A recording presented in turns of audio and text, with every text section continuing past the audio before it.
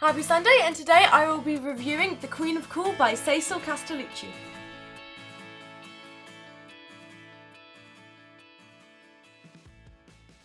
So I bought this book by chance one day, and I am so glad I did. There are so many things I love about this book, but I really feel like to get the whole vibe of the book, there's a quote on the front cover by teenvogue.com, and it's being a true trendsetter means staying away from the pack, even if it's the popular one. And I think that basically sums up this whole book. It's about Libby, who is the cool popular girl in American high school, and you know, she has like the coolest clothes and the coolest friends, and they're all just too cool for everybody else, and she's just the trendsetter. Whatever she decides is cool, everyone else follows. But she is completely empty and devoid of any meaning or anything. Her friends act too cool to the point where they don't enjoy anything. And then she ends up signing up on a project where she ends up working at the zoo with a girl called Tina.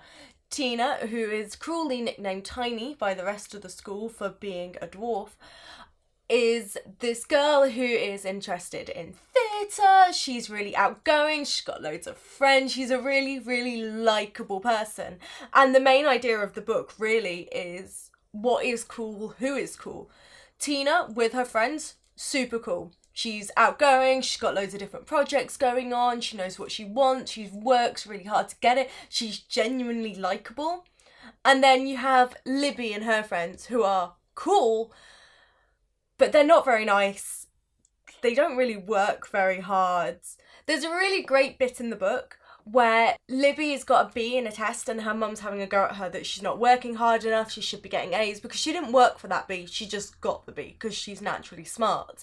Libby turns around and says, well, you've always told me how proud you were of your B's. And her mum was like, yes, because I worked for my B's, I worked really, really hard. You're smart, so you need to work harder to get the grades that you deserve. I think that's a really interesting reflection on kind of the grade system and things like that. There's also her parents, and I feel like a lot of the times in these sorts of stories where the daughter is popular and a bully, she's got a very complicated home life where, you know, her parents are going through some things and things like that. And her parents are going through some things. Her dad is deciding that he's going to leave his well-paying job. There are some stuff going on, but it's not diabolical. Her parents are okay. And that's really great. It's really nice to see this other side of a relationship that's going through some tough times, that are going through some hard times, but they're going to be okay. It doesn't mean the end of the world. And I feel like a lot of the times in this, it's easy to go, oh, the kid's rubbish, it's bad parenting. And yeah, her parents aren't perfect, they're not great, they do spoil her a lot, but they're not bad people, they don't ignore her, and they do care about her and love her, which is more than I think sometimes is shown in this sort of genre. One thing I like about the book is that it is quite simple in a lot of ways. So I love that there are chapters that are only one page, because there's a conversation with Libby and her best friend. You don't need to know where the conversations took place. You don't need to know kind of every nuance and detail of the conversation, how they said everything. It's very much what's happening. They have this conversation and then there's a bit of subtext to it. There's, we both know I lied. We both know that's not true. Yeah, right. Just these little comments on the conversation that build up Libby's character. So one page of dialogue is a very important conversation between their relationship and also her feelings towards her friends, how that has changed within the book. And I think that's written so well. It's very different from a book like Fangirl, which is big and it has a lot of detail, it has a lot of it goes into all the different emotions that character is going through. This is a lot more sparse and empty, and it reflects the character really well.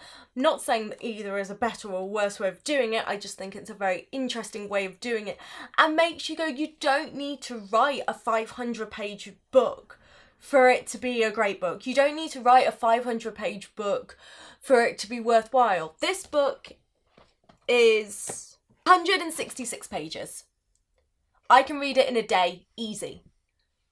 But it's a great read. It's a captivating read. I enjoy reading. It makes me feel something for the character, even if that feeling is I don't feel anything.